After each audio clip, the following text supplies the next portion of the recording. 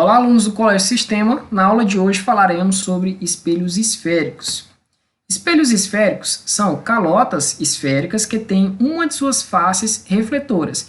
Então, imagine uma esfera e essa esfera ela pode ser espelhada por dentro, ela é uma esfera oca e ela pode ser espelhada por dentro ou por fora. Então, quando a gente toma uma parte dessa esfera, como mostra a primeira figura, a gente está pegando aí uma calota esférica e dando origem a um espelho esférico. Caso a parte externa seja espelhada, nós temos um espelho côncavo. E caso a parte externa, que é espelhada, nós temos um espelho convexo. Sabendo disso, vamos definir alguns elementos geométricos. Então, devido a esses espelhos serem originados de uma esfera, nós temos o centro, representado pela letra C, e a distância desse ponto C até o espelho, ele tem uma distância que a gente chama de raio. A gente tem aqui o foco, que é um ponto médio, ele está a meia distância do centro e também a meia distância do vértice. Esse vértice é um ponto no qual uma linha horizontal, que aqui nós vamos definir como eixo principal. O eixo principal ele vai passar e vai tocar exatamente na metade do espelho. Então, você tem uma parte que fica para cima, outra parte que fica para baixo, e aí quando você define o eixo principal, ele vai tocar exatamente no ponto que nós chamaremos de vértice, certo? Então, o F é o foco, o C é o centro, né? Se a gente prolongar esse espelho de maneira a formar novamente a esfera que deu origem a ele, nós temos o centro dessa esfera, a gente tem o vértice e nós temos o foco, que é um ponto médio, é um ponto imaginário, não existe, porém a gente define esse foco, você vai ver a importância dele mais para frente. Esse raio de luz, ele indica a direção e o sentido da luz que vai incidir sobre a parte espelhada do espelho. Aqui nós podemos entender que a parte espelhada é a parte interna, é um espelho côncavo. Já aqui, o raio de luz, ele vai incidir sobre a calota esférica pela parte de fora, o que indica que a parte espelhada é a parte de fora dessa esfera, e aqui a gente tem um espelho convexo. Então, no caso do espelho convexo, o foco e o centro eles ficam para dentro da esfera, tá? E mais para frente nós vamos ver que para o caso de espelho convexo, que é esse aqui que eu estou mostrando para vocês, tanto o foco quanto o centro, eles vão ter valores, né? Distâncias em relação ao vértice, essas distâncias vão ser negativas, porque se encontram atrás da parte espelhada. Já no caso do espelho côncavo, onde a parte espelhada é a de dentro, o centro e o foco encontram-se na frente dessa parte espelhada, o que indica que essas distâncias são positivas. Então, aqui tem todas as descrições. O C representa o centro de curvatura, o R é o raio, o V é o vértice do espelho e o F é o foco. Outra coisa interessante é que, caso a gente saiba a distância do ponto C até o ponto V, e isso aqui representa o raio, se você tomar a metade do raio, você tem a distância do foco até o vértice. Raios notáveis. Então, através de alguns raios, a gente vai estar estudando algumas de suas propriedades ao incidir sobre um espelho. Então, o primeiro raio notável é um raio que ele viaja paralelo ao eixo principal. Esse aqui é o eixo principal. Inicialmente, ele viaja paralelo a esse eixo principal e ao tocar no espelho, ele é refletido passando pelo vértice. Então, o raio refletido, ele é refletido de tal maneira que ele incide sobre o vértice. No caso do espelho côncavo, aqui a gente tem um raio inicialmente paralelo ao eixo principal. Quando ele incide sobre o espelho, como ele não pode ser refletido passando pelo foco, porque o foco encontra-se atrás do espelho, ele é refletido de tal maneira que o seu prolongamento passa pelo foco, já que o raio refletido não tem condições de atravessar o espelho, mas ele é refletido de maneira que sua prolongação para trás passa pelo foco.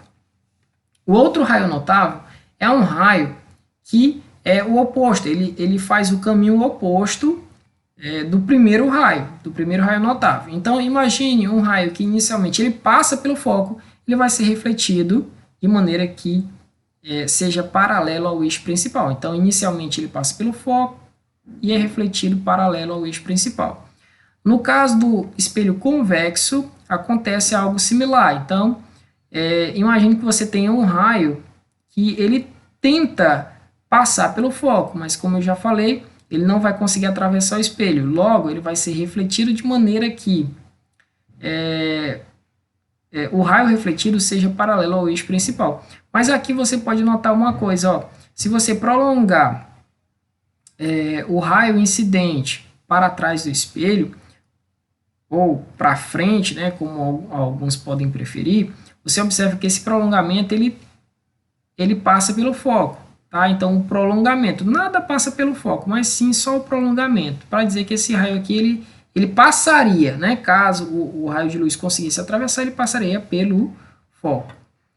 E o último raio notável é aquele que incide sobre o vértice. Então, ele incide fazendo um ângulo incidente com o eixo principal, e é claro que ele é refletido fazendo o mesmo ângulo com o eixo principal. Então, imagine um raio incidente que faz um ângulo de 30 graus, ele é refletido de maneira que o raio refletido também faz um ângulo de 30 graus com o eixo horizontal ou o eixo principal.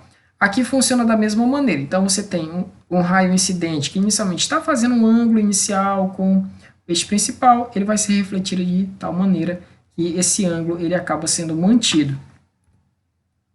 Formação de imagens. Então, a gente vai estar utilizando os raios notáveis para estar encontrando, para estar formando imagens em espelhos esféricos. Primeiro vamos estudar o espelho côncavo. A gente tem o primeiro caso, que é quando um objeto que vai ser posto na frente desse espelho, ele se encontra depois do centro. Ele se encontra, no caso aqui, antes do centro de curvatura. Então, a gente tem aqui o ponto C e o objeto ele vai ser colocado antes desse centro.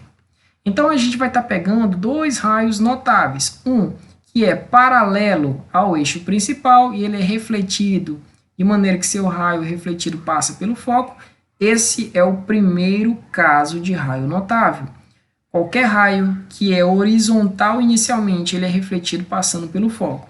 E o outro raio notável que a gente vai pegar é um raio que passa pelo foco, ele é refletido paralelo ao eixo principal. Onde esses dois raios se cruzam, nós temos aí a formação da imagem.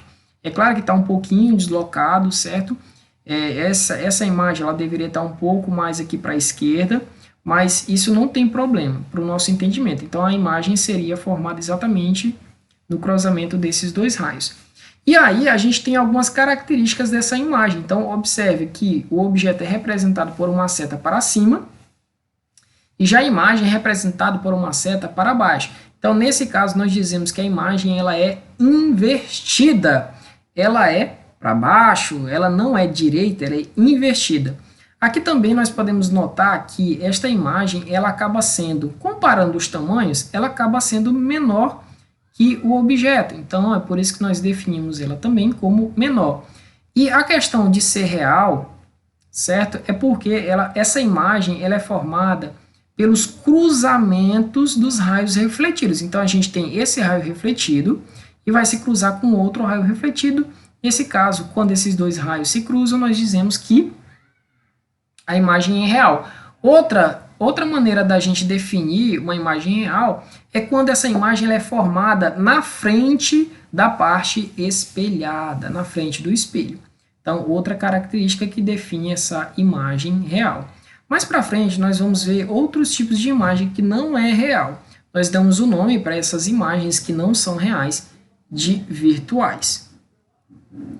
Então, segundo caso, nós vamos estar deslocando. Se você notou, agora esse objeto ele vai estar sobre o centro de curvatura. Então, a cada momento a gente está aproximando mais o objeto do espelho, certo? No caso 3, nós temos no caso 2, mas no caso 3, esse objeto ele vai estar entre o centro e o foco. E vamos estar estudando a formação da imagem desses objetos. Então, novamente, nós vamos pegar dois raios notáveis. Um que é paralelo ao eixo principal, é refletido de maneira que seu raio passa pelo foco. E o outro raio é um raio que passa pelo foco, ele é refletido paralelo ao eixo principal. No cruzamento desses dois raios, a gente tem a formação da imagem. Através dessa imagem, nós podemos ver que ela é real, ela se forma na frente do espelho e, de fato, há um cruzamento de raios refletidos, então por isso que ela é real. Ela é para baixo, né? Ela é contrária ou, em outras palavras, invertida. E ela é igual, ela apresenta o mesmo tamanho do objeto. Caso 3. Nós temos agora um objeto entre o centro de curvatura e o foco. Então, novamente, nós pegamos dois raios, um paralelo e refletido passando pelo foco, o outro raio passa pelo foco e é refletido paralelo ao eixo principal. Esses dois raios se cruzam atrás do objeto, dando origem à nossa imagem. Então, basta você pegar do eixo principal, desenhar uma seta até onde tem um cruzamento desses dois raios, nós temos aí a formação da imagem. Através dessa imagem, nós observamos que ela é real, para baixo ela é invertida e ela é maior. Então, essas são todas as características da imagem. Quarto caso, nós temos aí um objeto que se encontra exatamente sobre o foco. Então, nesse caso, nós não temos formação de imagem. Por quê? Porque o raio refletido, inicialmente ele era paralelo, ele é refletido passando pelo foco, e o raio que incide sobre o vértice, isso aqui é o terceiro caso de raio notável. Todo raio que incide sobre o vértice, ele é refletido fazendo o mesmo ângulo de incidência. Então, vocês observam que esses dois raios refletidos, eles são paralelos e nunca irão se cruzar. E também os seus prolongamentos para trás também não se cruzam. Então, nesse caso, não há formação de imagem, ou nós dizemos que a imagem é formada no infinito e que ela é imprópria, certo?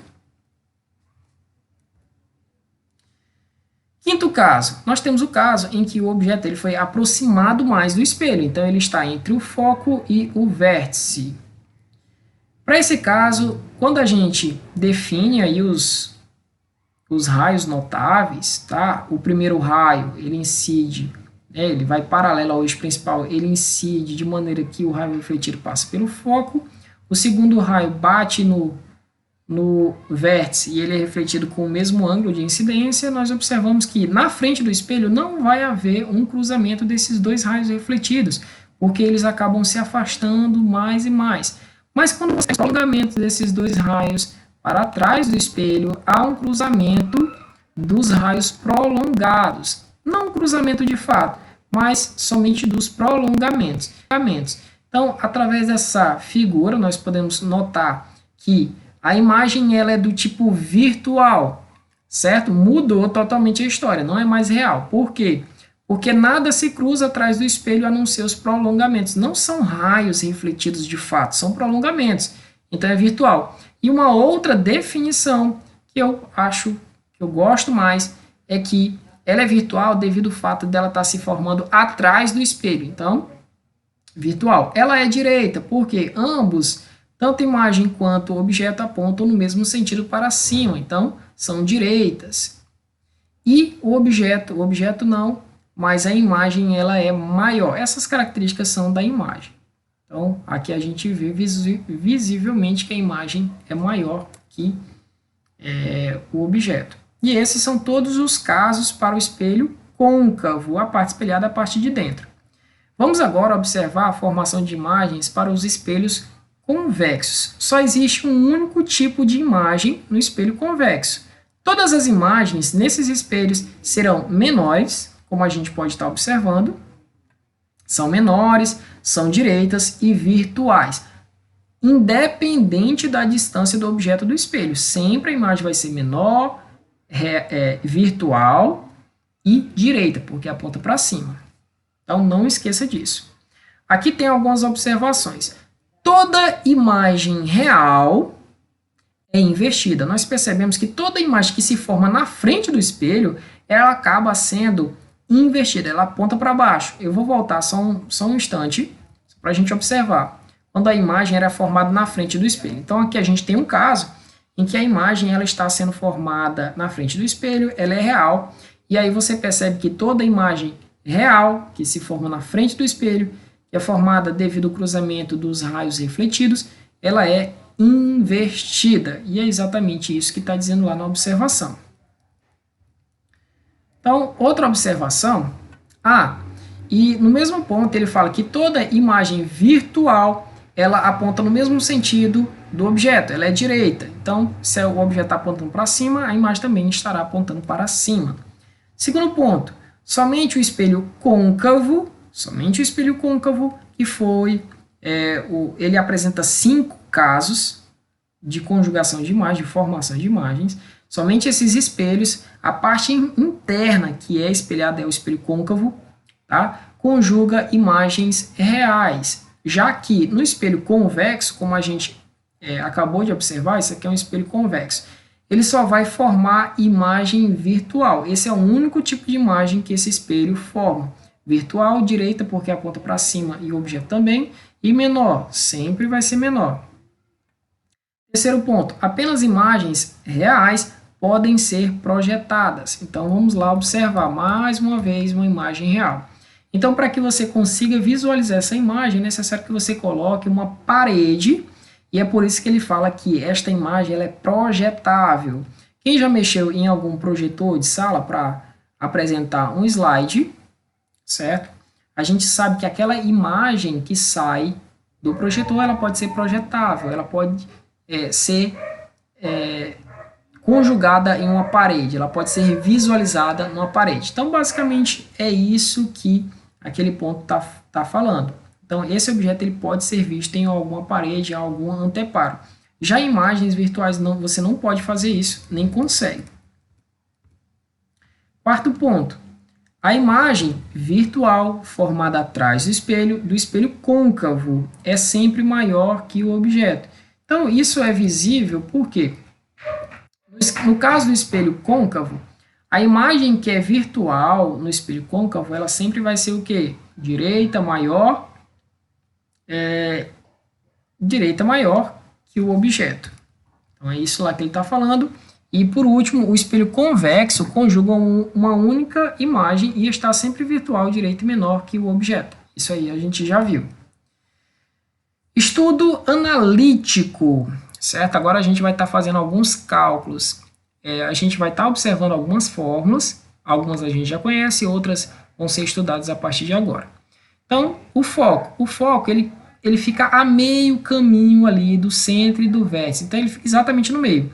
Então, o raio é a distância do C até o V, e como o F fica no meio, então se você souber quanto é que é o raio desse espelho esférico, você divide por 2 e você determina essa distância aqui que nós chamamos de F minúsculo, é a distância do vértice até o foco. Esse DO é a distância do vértice até onde o objeto se encontra. DO é a distância do vértice até onde o objeto se encontra. E DI é a distância do vértice até onde a imagem se encontra. Nós temos essa relação que se chama equação de Gauss. É uma relação estabelecida entre o foco, distância da imagem e distância do objeto.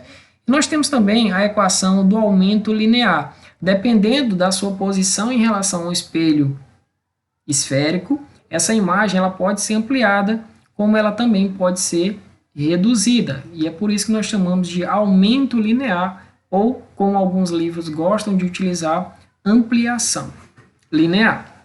Então, a ampliação ela pode ser calculada em função das alturas dos objetos e da altura da imagem. Então, HI é a altura da imagem, HO é a altura do objeto. Então, guarda essa fórmula. Ou também, essa ampliação ela pode ser dada através de menos, esse menos é da fórmula, a distância da imagem dividido pela distância do objeto. Então, a única diferença entre essa razão das alturas e a razão das distâncias das imagens e dos objetos é que aqui você tem, quando você está relacionando as distâncias entre a distância da imagem em relação ao vértice e da distância do objeto em relação ao vértice, você tem esse menos, a introdução desse menos.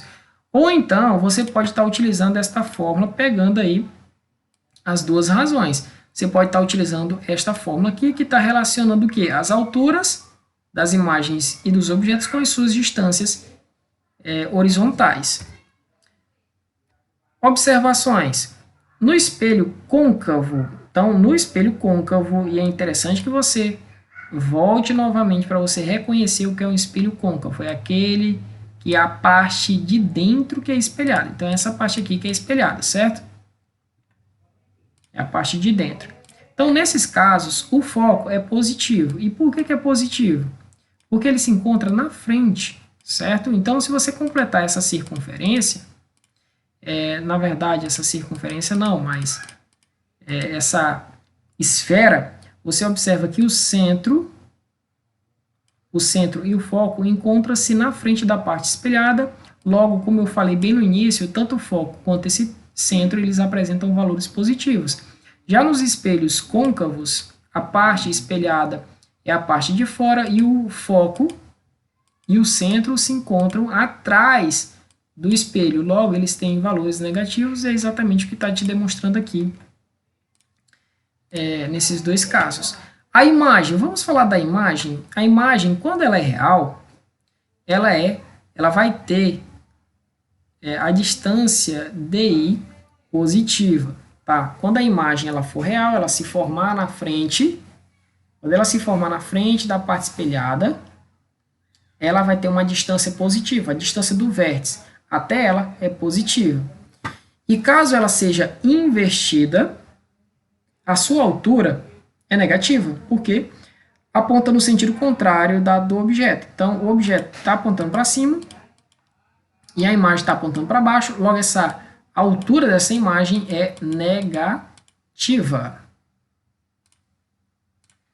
Agora vamos para as imagens virtuais. Toda imagem virtual, como a gente viu também nas observações, ela vai se formar atrás do espelho, consequentemente, ela vai ter uma distância do vértice, né? Se a gente pegar aqui como referência, por exemplo, a gente tem aqui essas escovinhas, tá? Que aparecem geralmente nos espelhos, representa o lado que não é espelhado. Então, a parte espelhada é aqui e esse espelho aqui é um espelho convexo. Então, quando você tem, por exemplo, uma imagem virtual, que está se formando atrás do espelho, nós percebemos que essa distância DI ela é negativa e, caso ela seja direita, essa altura ela é positiva. Então, a altura da imagem, caso ela seja direita, ela é positiva. Vamos estar fazendo duas questões rápidas. Imagine um objeto de 6 centímetros de altura, então nós já temos a altura do objeto, ele está situado a uma distância de 30 centímetros de um espelho convexo. Nós temos também a distância que esse objeto se encontra do espelho, 30 centímetros. Considerando-se que o raio de curvatura do espelho seja igual a 40 centímetros, é correto afirmar que o tamanho da imagem formada por esse espelho é igual a. Então, ele quer saber o tamanho da imagem, é o HI, certo? Ele vai te dar dados. Ele vai te dar o tamanho do objeto, que é igual a 6. Ele fala também que a distância do objeto, inicialmente, ele foi posto a 30 centímetros. O espelho é um espelho convexo, e aí você tem que saber que para espelhos convexos, eu vou fazer o desenho. Para espelhos convexos, nós temos aí foco negativo. O foco ele se encontra não na parte espelhada, ele se encontra atrás. E outra informação é que ele fala que o centro de curvatura é igual a 40 centímetros, logo o foco ele fica a menos 20, ou seja, a metade. Se o centro fica 40, o foco fica na metade do caminho. E aí, tá aqui a última informação. E lembre-se que ele quer saber a altura da imagem formada. Primeiro, nós vamos estar determinando quanto equivale o DI, ou seja, a distância que a imagem se encontra do espelho. Isso porque a gente pode estar utilizando a fórmula da ampliação para estar calculando a altura da imagem. Só que, se você observar nos dados, se você voltar ao vídeo, você vai perceber que ele deu somente a distância do objeto até o espelho, ele te deu a altura do objeto, mas não te deu essa distância que a imagem se encontra do espelho. E essa distância é necessária para a gente encontrar a altura que é o que a gente tanto busca. Então, primeiro, nós temos que determinar quanto equivale essa distância da imagem até o espelho, para só então calcular a altura no final. É por isso que a gente está utilizando a primeira fórmula, que é conhecida como equação de Gauss. Então, você tem 1 sobre o foco igual a 1 sobre DI mais 1 sobre DO. Aqui você tem o foco negativo, então é por isso que fica 1 menos sobre 20, ou menos 1 sobre 20, igual a 1 sobre DI, que é o que eu quero determinar, nesse primeiro momento, mais 1 sobre 30. Esse mais 1 sobre 30, ele passa para o primeiro membro negativo, então você fica com menos 1 sobre 20, menos 1 sobre 30, tira o mínimo múltiplo comum de 20 e 30, que é igual a 60, e depois pega 60, divide por 20, que vai dar 3, vezes menos 1, dá menos 3. 60 dividido por 30 dá 2, vezes menos 1 dá igual a menos 2. Soma em cima vai dar igual a menos 5, multiplicação cruzada. Menos 5 vezes DI e 1 vezes 60. Então, no final, você vai estar multiplicando esse menos 5 sobre DI e posteriormente passando ele dividindo 60. Então, vai ficar 60 dividido por 5, lembrando que aqui você tem negativo, então DI é igual a menos 12 centímetros. Descobrimos quanto equivale DI, falta determinar o valor da imagem. A altura da imagem, então, ela vai ser o quê? Vai ser a razão entre HI e HO, que é a altura do objeto, igual a menos DI sobre DO. HI é o que eu quero determinar, a altura do objeto está no comando da questão, ele fala que é igual a 6. Esse DI nós acabamos de determinar, vale igual a menos 12, não esqueça desse menos da fórmula. Então, é por isso que vai ficar menos com menos, que vai dar mais, ou seja, 12 dividido por 30, você divide e posteriormente multiplica por 6, certo? Isso vai dar um valor igual a 2,4. Eu espero que vocês tenham entendido. Se não, procure um pouco mais de vídeos fazendo resoluções, utilizando essas formas para vocês adquirirem mais habilidade. Qualquer dúvida, me procurem. Até mais. Beijão. Tchau, tchau.